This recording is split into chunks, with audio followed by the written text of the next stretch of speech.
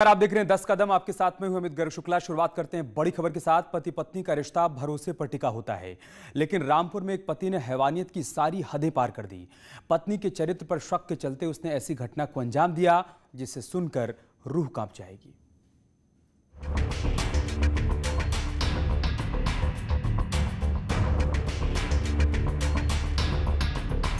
अस्पताल में बेड पर लेटी इस महिला के साथ उसके पति ने जो दरिंदगी की, वो सुनकर आपको यकीन नहीं होगा कि क्या पति इस कदर हैवान हो सकता है।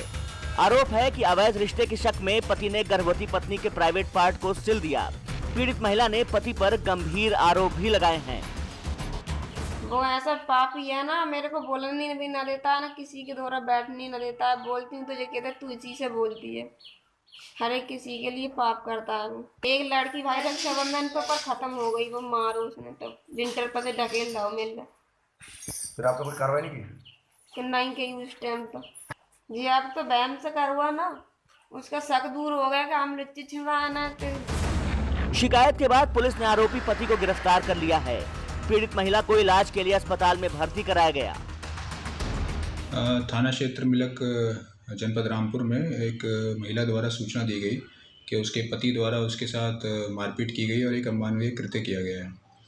उसमें हमने तत्काल मुकदमा पंजीकृत किया और महिला का मेडिकल कराया, और मेडिकल के बेस पे जो चोटें मिली उसमें धारा तरमीम करके उसके हस्बैंड को अरेस्ट कर लिया गया है और आवश्यक विधिक कार्रवाई की जा रही है। पति पत्नी के रिश्ते में जब अविश्वास की गांठ पड़ जाती है तो इंसान दरिंदा बन जाता है।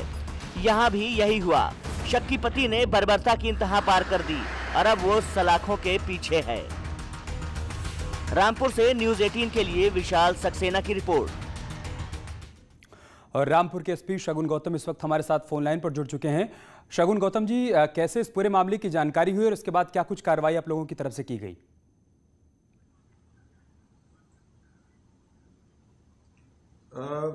महिला द्वारा कंप्लेंट की गई थाने पे कि उसके साथ उसके पति ने मारपीट की है और एक अमानवीय कृत्य किया है। उसके तहरीर के हिसाब से हमने मुकदमा दर्ज किया, मेडिकल कराया। मेडिकल कराने के बाद जो धारा बनती थी उसमें मुकदमे को तरमीम किया और पति को अरेस्ट कर लिया है। आज उसको जेल भेजेंगे। आसपास के लोगों से भी कोई बातचीत हो पाई क्या, जो लोगों ने बताया हो कि किसी प्रकार की मानसिक बीमारी भी है इसको? मतलब इस तरीके का कुकृत्य या फिर इस तरीके की जघन्य वारदात कोई कैसे अंजाम दे सकता है, लोग ये सोचकर परेशान हैं।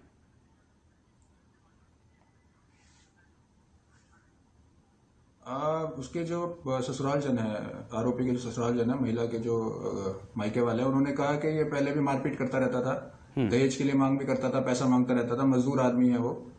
आसपास वाले लोगों ने ऐसा नहीं बताया कि कोई दिमागी बीमारी है या किसी उस खराब प्रवृत्ति का है, बट हाँ, ऐसा कृत्य कोई नॉर्मल थिंकिंग वाला या नॉर्मल आदमी नहीं कर सकता। सर, महिला से बातचीत के दौरान क्या ये भी पता चल पाया क्या कि शादी के बाद से वो मारपीट उसने करनी शुरू कर दी थी या फिर बाद में धीरे धीरे उसका व्यवहार बदलता चला गया?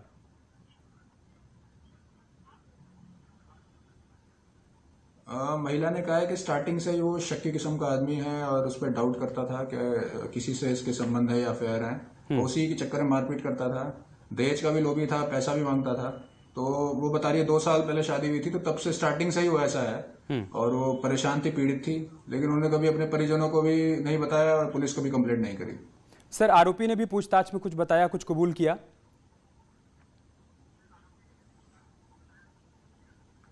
हाँ, आरोपी ने पूरा अपना जुर्म कबूल किया है। वो मान रहा है, कह रहा था कि गलती हुई है, बट वो अभी भी हमसे भी यही कह रहा था कि मुझे इसके कैरेक्टर पे डाउट रहता था और मुझे शक रहता था कि किसी से मिलती है या संबंध रहते हैं, तो इसी चक्कर में मैंने गुस्से में ये सब किया है। ठीक है सर, बहुत शुक्रिया आपका हमारे साथ जुड़ने के लिए और तमाम बातों की जानकारी साझा करने के लिए। आगे बढ़ते हैं। सूबे में कई जगहों पर पुलिस और बदमाशों के बीच मुठभेड़ हुई है। बागपत में पुलिस ने मुठभेड़ के बाद एक लुटेरे को धर दबोचा है, तो मेरठ और सहारनपुर में गौ तस्करों के साथ मुठभेड़ हुई है। मेरठ में पुलिस ने मुठभेड़ के बाद एक गौ तस्कर को गिरफ्तार किया है, तो सहारनपुर में 4 गौ तस्करों को गिरफ्तार किया गया है।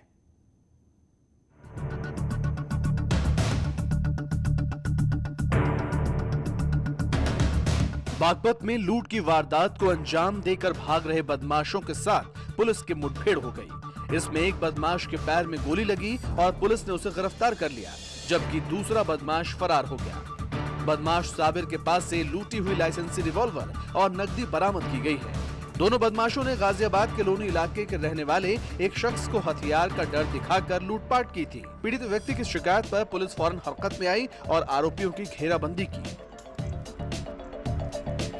थाना पुलिस तत्काल मौके पर पहुंची। सर्च ऑपरेशन के दौरान बदमाशों द्वारा पुलिस पर फायर किया गया। आत्मरक्षा में पुलिस द्वारा बदमाशों पर फायर किया गया। फायर के दौरान एक बदमाश घायल हुआ। एक व्यक्ति अंधेरे का फ़ायदा उठाकर भागने में कामयाब रहा और मौके से लाइसेंसी रिवाल्वर और 315 बोर अवैध असलहा और पर्स, लूटी हुई पर्स बरामद की गई है।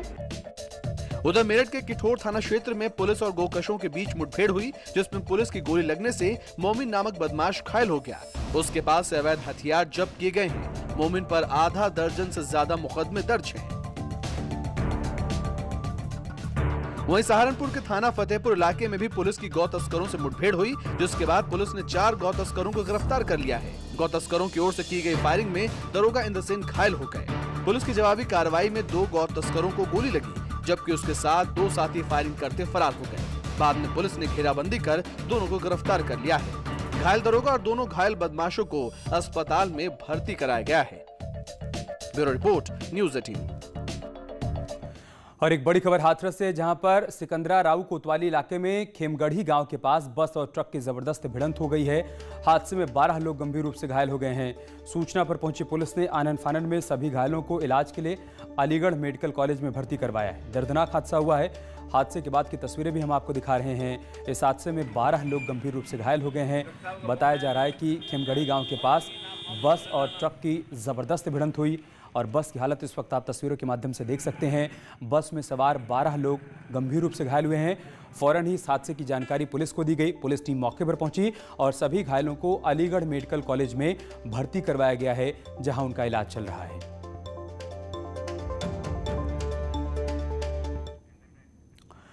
वहीं आज यूपी में कई जगहों पर सड़क हादसे हुए हैं। उन्नाव के माखी थाना क्षेत्र के मिर्जापुर गांव के पास गंगा स्नान कर लौट रहे श्रद्धालुओं से भरी ट्रैक्टर ट्रॉली और डंपर के बीच भिड़ंत हो गई, जिसमें 2 लोगों की मौत हो गई और 15 से ज्यादा लोग घायल हो गए।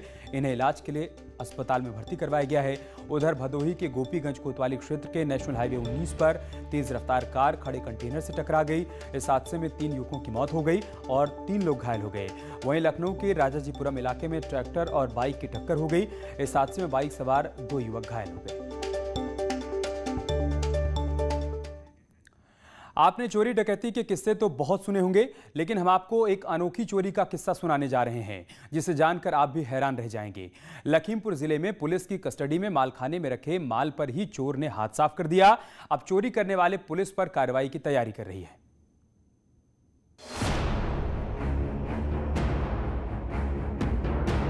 लखीमपुर खीरी के सदर कोतवाली का मालखाना एक बार फिर चोरी को लेकर सुर्खियों में है। यहाँ अपराधियों से बरामद सामान और पैसे रखे हुए थे। इलाहाबाद हाईकोर्ट की लखनऊ बेंच के आदेश के बाद जब मालखाने की जांच की गई तो मालखाने से 216 लोगों के सामान गायब मिले। सोने चांदी के जेवर समेत कई कीमती सामान भी थे। इससे पहले 2017 में चोरी की बड़ी वारदात सामने आ चुकी है। पुलिस ने 2012 में इलाहाबाद बैंक लूट के मामले में लुटेरे को 15 लाख रुपए के साथ गिरफ्तार किया था और ये पैसे जब्त कर मालखाने में रखे गए थे, जो वहां से गायब हो गए। जब भी किसी गांव या बस्ती में चोरी या डकैती जैसी वारदात की घटना घटती है तो मदद के लिए सबसे पहला नाम पुलिस का आता है। लेकिन जब पुलिस के घर में ही चोरी हो जाए तो क्या कहेंगे। ऐसा ही एक अनोखा मामला लखीमपुर खीरी की सदर कोतवाली में आया है, जहां बैंक की लूटी गई रकम अपराधियों द्वारा बरामद करने के बाद पुलिस की कस्टडी से ही गायब हो गई है। आरोपी विश्रामलाल के खिलाफ इसको लेकर पहले से ही केस चल रहा है और इस मामले के सामने आने के बाद एक और केस दर्ज कर जांच की जा रही है। माननीय उच्च न्यायालय के निर्देश के अनुसार भौतिक सत्यापन की कार्रवाई अपर पुलिस अधीक्षक के निर्देशन में एक कमेटी के द्वारा की गई, तो पाया गया कि सदर मालखाने से कई अन्य माल भी सदर मालखाने मौजूद नहीं है। तो इस संबंध में एक दूसरी FIR सदर कोतवाली में विश्रामलाल के विरुद्ध पंजीकृत की गई है, जिसकी विवेचना क्षेत्राधिकारी मोहम्मदी कर रहे हैं। मालखाने का जिन एक बार फिर बोतल से बाहर आ गया है, जिससे पुलिस महकमे में हड़कंप मचा हुआ है। अब देखना होगा कि जांच की आंच में कौन कौन से पुलिसकर्मी झुलसते हैं। मनोज शर्मा, न्यूज़ 18, लखीमपुर खीरी।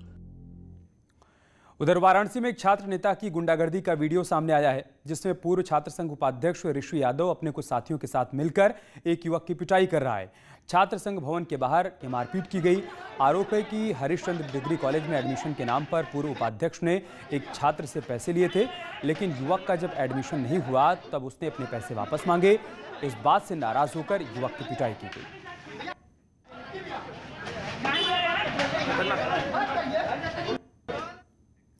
और जालौन से एक बड़ी खबर है, जहां पर आपस में भिड़ गए हैं छात्र। छात्रों के दो गुटों के बीच भिड़ंत हुई है। वर्चस्व को लेकर छात्रों के बीच आए दिन विवाद होता रहता है। कई बार झगड़े की खबर भी सामने आ चुकी है और पुलिस भी घटनास्थल पर पहुंच चुकी है, लेकिन उसके बावजूद यहां पर झगड़े रुकते नहीं है। वीडियो सोशल मीडिया पर वायरल हो रहा है। उरई कोतवाली क्षेत्र के रेलवे स्टेशन रोड की घटना है, जहां पर छात्रों के दो गुट वर्चस्व की लड़ाई को लेकर एक दूसरे पर कैसे टूट पड़े, वो आप इन तस्वीरों के जरिए देख सकते हैं।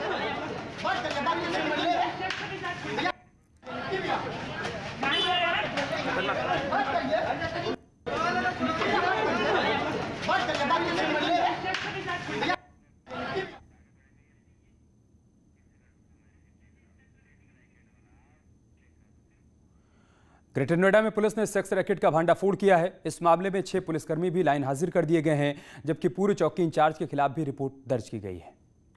ग्रेटर नोएडा के थाना दनकौर क्षेत्र में पुलिस ने सेक्स रैकेट का भांडाफोड़ किया है।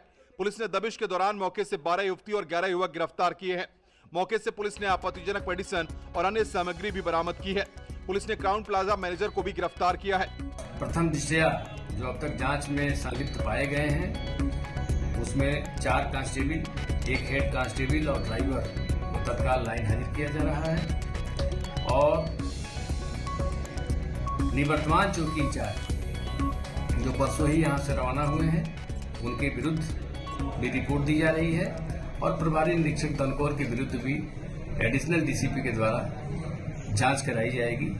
पुलिस की मिलीभगत से गांव चिती के पास क्राउन प्लाजा में देह व्यापार का धंधा चल रहा था। फिलहाल इस मामले में 6 पुलिस वालों को लाइन हाजिर किया गया है। इसमें 4 कांस्टेबल, 1 हेड कांस्टेबल और 1 ड्राइवर शामिल है। चौकी इंचार्ज के खिलाफ भी रिपोर्ट भेजी गई है। मुख्यमंत्री योगी आदित्यनाथ के गोरखपुर दौरे का आज दूसरा दिन है। सीएम योगी ने गोरखपुर मंदिर में सुबह गौशाला में गायों को गुड़ खिलाया, जिसके बाद उन्होंने जनता दरबार लगाया और लोगों की शिकायतों को सुना। सीएम ने एक बुजुर्ग दिव्यांगजन से मिलकर उनका हाल जाना और बाद में लोगों की समस्याओं का समाधान करने के लिए अधिकारियों को निर्देशित भी किया।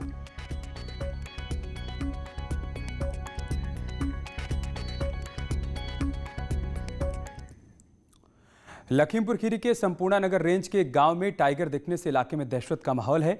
बताया जा रहा है कि दुधवा टाइगर रिजर्व के जंगलों से निकलकर टाइगर खेतों में पहुंचा और खेतों में काम कर रहे किसानों पर हमला बोल दिया।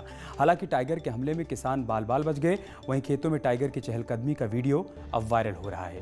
तस्वीरें देखिए आप, कैसे खेतों में ये टाइगर चहलकदमी करता हुआ नजर आ रहा है। हालांकि इस दौरान खेतों में किसान भी काम कर रहे थे। टाइगर ने उन किसानों पर हमला कर दिया, लेकिन गनीमत रही कि किसान बाल बाल बच गए टाइगर के हमले से। अब इलाके के लोगों में दहशत देखने को मिल रही है। स्पीड देखिए, प्यारी चाल, ओए हट जाओ, तेरी तो स्पीड देखिए, प्यारी चाल।